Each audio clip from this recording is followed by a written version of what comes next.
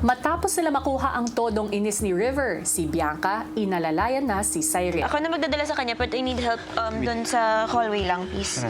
You okay? I have one.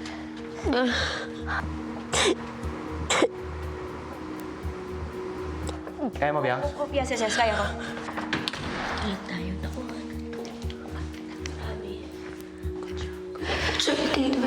Yes, we will. Sabi niya, maarte lang daw si Umar. Bakit ka dun? Aminado ka. Kaya gusto kong pumasok kanina eh. Maya-maya pa, bumalik na sina Bianca at Cyril sa loob ng bahay.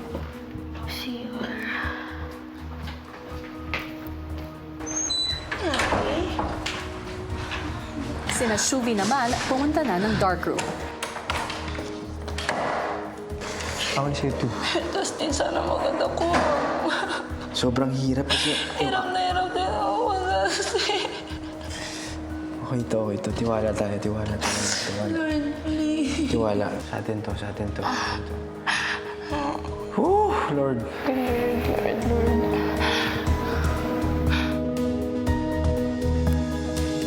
Nang may napili ng litrato, pumunta na si Shuvi kay Kuya.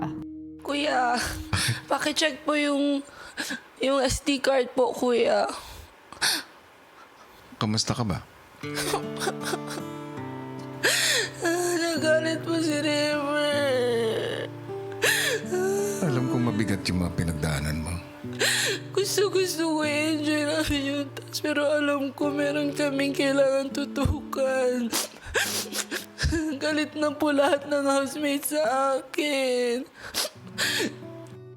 Pero Shuvi, nalalaman mo naman na ang ginawa mo ay para sa isang task lamang. Tama? Opo. Hindi mo intensyon yung mga sinabi mo o mga nagawa mo. Opo. Sa aking palagay, pag nalaman na ng lahat ang katotohanan, sa puntong yun, mas maluwag ang paraan mo para mas mapaintindi mo sa kanila kung bakit mo ginawa yun. Pagbalik sa loob ng bahay, binigyang suporta ng mga kapwa nominado ang emosyonal pa rin na si Shuvi. Ano nga, sinabing panalo tayo. Labas natin. Huwag ka magalala. Come. Naano ako, ano nangyayari? Ang gulo. Dito ka. Ayaw namin. Gusto ko mag-mediate sa inyo, hindi ako lang kakampihan. Pero naguguluhan ako as an eldest dito. Gusto ko rin malaman. Shuvi. Ano nangyari? Bakit?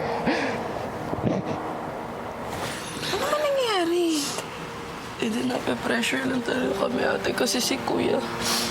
Yan ako si Kuya. Gusto niya yung nominated, yung gumawa ng mga sets. Makapagbitaw lang sila ng mga salita. Ayun nga daw. Siyempre, medyo masasakit lang na sabi mo. Guys, alam nyo, kahit karne lang yan, kahit di tayo succeed, kung magkakaroon kayo ng ganyang hindi pagkakausunduan, okay lang di tayo ha? I love you, Mom. Karne lang yan. Kaysa ganyan na may karne tayo pero di tayo nagkikibuan sa lamesa. I love you. Hindi tayo nagpapansinan. Maggulay na lang tayo. Huwag niya masyado anihin. Si River, nagbahagi naman ng saloobin kay David. I rarely get mad talaga. Like, that's like once in like, I didn't even expect to get, that rarely happens in my life. I think I've only shouted at someone else like that like once or twice. Sa pang third yan. I got gulat rin kanina. That's not me. That's not. Hindi, bro. Tama naman ginawa mo. Like, don't worry about it. Maya-maya, ang task leaders na sina Bianca at Shuvi pinatawag ni Kuya para sa isang mahalagang anunsyo. Bianca at Shuvi, Yes po, Kuya. ipinatawag ko kayo dito ngayon dahil nais kong ipaalam sa inyo na mamaya ay malalaman na ninyo ang resulta ng ginawa ninyong kuha ng litrato sa araw na ito. Ito na ang oras, kailangan nyo nang sabihin sa lahat kung ano totoo ninyong weekly task. Okay,